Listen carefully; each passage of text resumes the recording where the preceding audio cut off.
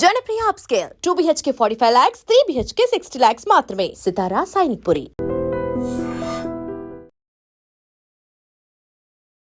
రంగారెడ్డి జిల్లా చేవెళ్ల దగ్గర జరిగినటువంటి రోడ్డు ప్రమాదం. ఆర్టీసీ బస్ అంటే మనకు తెలుసు కదా, చాలా సేఫ్ జర్నీ. ఆర్టీసీ బస్నే ఆశ్రయించండి, ఆర్టీసీ బస్సులనే ప్రయాణం చేయండి అనేది కూడా నినాదం, గవర్నమెంట్స్ ఇస్తున్నటువంటి నినాదం. యాక్చువల్లీ నిజం చెప్పాలంటే కూడా ఈ గవర్నమెంట్ బస్సెస్కి సంబంధించి ఈ డ్రైవర్స్ కొంత ట్రైన్డ్ అప్ ఉంటారు. వాళ్ళు కొంత స్పీడ్ వరకే వాళ్ళ స్పీడోమీటర్ లాక్ అయి కూడా ఉంటుంది. అసలు ఈ డ్రైవర్స్ అన్ప్రొఫెషనల్ అనడానికి కూడా లేదు. యాక్చువల్లీ ఈ ఇన్సిడెంట్లో కూడా పాపం ఈ డ్రైవర్ ఎవరైతే ఉన్నారో ఏ మిస్టేక్ కూడా ఈ డ్రైవర్ది లేదు. పాపం ఆ డ్రైవర్ కూడా మొత్తం ఆ సీట్లనే ఇరుక్కుపోయి నుజ్జు అయిపోయి చనిపోయినటువంటి పరిస్థితి. జస్ట్ టిప్పర్ అవుట్ చేసినటువంటి ఏమంటారు ఒక తప్పు మొత్తం ఇంతమంది ప్రాణాలు పోవడానికి కుటుంబమే రోడ్డు మీద పడేసినట్టు లెక్క. నేను ఎందుకు ఈ మాట అంటున్నా అంటే 25 మంది చనిపోయినట్టుగా ఒక లెక్క. కానీ నేను ఇప్పుడు చెప్తున్నటువంటి ఈ ఫ్యామిలీ తాండూరుకి చెందినటువంటి ఎల్లయ్య గౌడ్. ఇక వర్ణనాతీతం. అసలు ఆయన బాధ ఎవరు తీర్చలేరు. ఆయనని ఎంత ఓదార్చినా తక్కువే. ఆయనకి ఎన్ని మాటలు ఓదార్పు మాటలు చెప్పినా కూడా ఆ ఫ్యామిలీకి తక్కువే. 3 పిల్లలు, ఆడబిడ్డలు ఎంత బాగున్నారు. జనరల్లీ తండ్రికి ఆడపిల్లలంటే చాలా చాలా ప్రేమ ఉంటుంది, అటాచ్మెంట్ ఉంటుంది. ఈ మధ్యకాలంలో ముందు ఫాదర్ భయం ఉంటుండే కానీ ఇప్పుడు మదర్ భయం ఉంటుంది. ఫాదర్ది చాలా అటాచ్మెంట్ ఉంటుంది ఇమోషనల్గా. ఎల్లయ్య గౌడ్ 3 కుమార్తెలు మంచిగా చదివిస్తున్నాడు. వాళ్ళ పేర్లు వచ్చేసి నందిని డిగ్రీ ఫస్ట్ ఇయర్ చదువుతోంది, సాయి ప్రియ డిగ్రీ థర్డ్ ఇయర్ చదువుతోంది, తనుష MBA చదువుతున్నారు.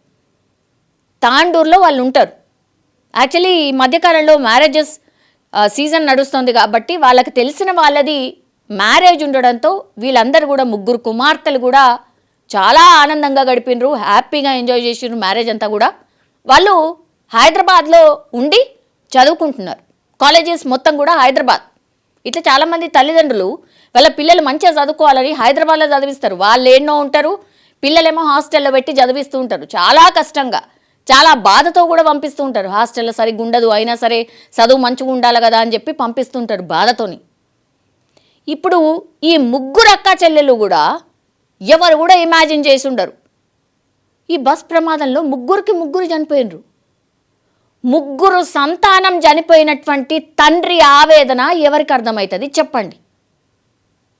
3 కుమార్తెలే ఉన్నారా లేకపోతే ఇంకా ఎవరైనా పిల్లలు ఉన్నారా మనకు ఫర్దర్గా తెలుస్తుంది కావచ్చు. 3 ఆడపిల్లలు బస్సులో వాళ్ళ ఫ్యూచర్ హైదరాబాద్లో ఉందని చెప్పి చదువుకోవడానికని హైదరాబాద్ వస్తే రాబోతుంటే అనుకోనటువంటి సంఘటన, ఒక పెద్ద టిప్పర్ లారీ ఆ బస్ మీద పూర్తిగా పడుతుంది, స్పాట్లోనే చనిపోతారు ఈ 3 ఆడపిల్లలు కూడా. సో తాండూరుకి చెందినటువంటి ఈ ఎల్లయ్య గౌడ్కి ఇక నిజంగా అదృష్టం అనుకోవాలో ఇంకేం అనుకోవాలో తెలియదు కానీ 4 కుమార్తెలు. కేవలం 1 కుమార్తెకు మాత్రమే పెళ్లి చేసిండు. ఇంకా 3 కుమార్తెలు కూడా చదువుకుంటున్నారు. హైదరాబాద్లో చాలా గొప్పగా చదువుకుంటారు, జాబులు చేసుకుంటారు, ఇంకోటి వాళ్ళ ఫ్యూచర్ బాగుంటుందని చెప్పి కష్టమైనా దుఃఖమైనా సరే తాండూరుకి వెళ్ళి వాళ్ళు హైదరాబాద్కి వెళ్ళి ఆడ హాస్టల్ నుండి చదువుకుంటున్నారు. ఇప్పుడు ఈ టిప్పర్ లారీ వచ్చి మొత్తం అలా కుమార్తెల మీదనే పడిపోతుంది, స్పాట్లోనే చనిపోతాడని ఎల్లయ్య గౌడ్ ఎక్కడైనా ఊహించుంటాడా? 3 కుమార్తెలు చనిపోతారని ఊహించుంటాడా? చాలా అటాచ్మెంట్ ఉంటుంది పిల్లలతోని ఎవరికైనా, ఏ తండ్రికైనా. ఈ మధ్యకాలంలో అయితే చాలా గొప్పగా తండ్రితోనే చాలా బాగుంటున్నారు ఆడపిల్లలు. అట్లాంటిది ఇప్పుడు అసలు ఎల్లయ్య గౌడ్కి ఎవరు సమాధానం చెప్తారు? మేము చర్యలు తీసుకుంటాం, ఎక్స్గ్రేసియా ఇస్తాం, ఎవరికి కావాలి? పోరాని ప్రాణం పోయింది. ఇప్పుడు ఎల్లయ్య గౌడ్కి ఎవరు సమాధానం చెప్తారు? ఓదార్చడానికి పోతే కూడా అసలు ఎల్లయ్య గౌడ్ రిసీవ్ చేసుకుంటాడా? ఎంత భయంకరం. ఎన్నో కుటుంబాలు ఇట్లా 3 కుమార్తెలను ఇప్పుడు ఎల్లయ్య గౌడ్ కోల్పోయిండు. అట్లా ఎంతోమంది ఎన్నో కుటుంబాలు ఇప్పుడు వాళ్ళని కోల్పోయినరు. ఆన్సర్ లేదు ఎవరి దగ్గర. ఏం చెప్తారు? వెళుతారు, కలుస్తారు, ఒకవేళ ఒక మాట అన్నా పడి వస్తారు, అంతే తప్పించి ఇంకా ఏం చేస్తారు ఎవరైనా? కానీ జీవితాంతం ఎల్లయ్య గౌడ్కి వాళ్ళ అమ్మకి ఉన్నటువంటి బాధ ఎవరైనా తీర్చగలుగుతారా? ఈ ఒక్క క్వశ్చన్కి సమాధానం దొరికిన రోజు, ఈ సంఘటనలు జరిగినప్పుడల్లా మీరిచ్చే ఎక్స్గ్రేషియాలు కానీ, మీరు చేసే పైన ఏమంటారు, మేము ఆ చర్య తీసుకుంటాం, ఈ చర్య తీసుకుంటాం, లేదంటే మేము రోడ్ని ఇప్పుడే బాగు చేసేస్తాం, ఇంతమంది ప్రాణాలు పోయిన తర్వాత ఏ రోడ్ వేస్తే ఏంది, మీరు వేయకపోతే ఏంది సార్? ఇదే చాలామంది అక్కడ కామన్ పబ్లిక్ ఈరోజు ఇన్సిడెంట్ జరిగిన తర్వాత చాలా కోపంగా ఉన్నారు. ఇలాంటి క్వశ్చన్సే అడుగుతున్నారు. ఏం సమాధానం చెప్తారు? పాపం కదా ఎల్లయ్య గౌడ్. ఇప్పుడు ఎవరిని అడుగుతాడు? ఏమని అడుగుతాడు? వాళ్ళ 3 సంతానం కళ్ళ ముంగట్నే అప్పటి వరకు కూడా వాళ్ళ ఆనందంతో గడిపిన వాళ్ళు ఇప్పుడు కనబడకుండా పోయినరు. వీటన్నిటికీ ఆన్సర్స్ ఎవరు చెప్పాలి? అంతే, ప్రశ్నల్లాగానే మిగిలిపోతాయి. ఇది మనం ఉన్నటువంటి సిచ్యువేషన్. గంతేగా దేవుడి మీద భారం వేసి అట్లా నడిపియాలి అంతే.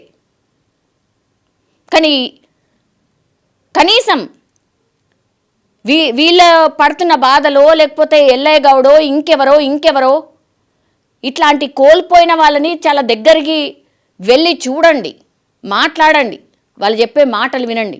అప్పుడైనా సరే మీ చరణం వస్తుందేమో, కొన్నైనా ఇట్లాంటి సంఘటనలు ఆపగలుగుతామేమో చూడాలి.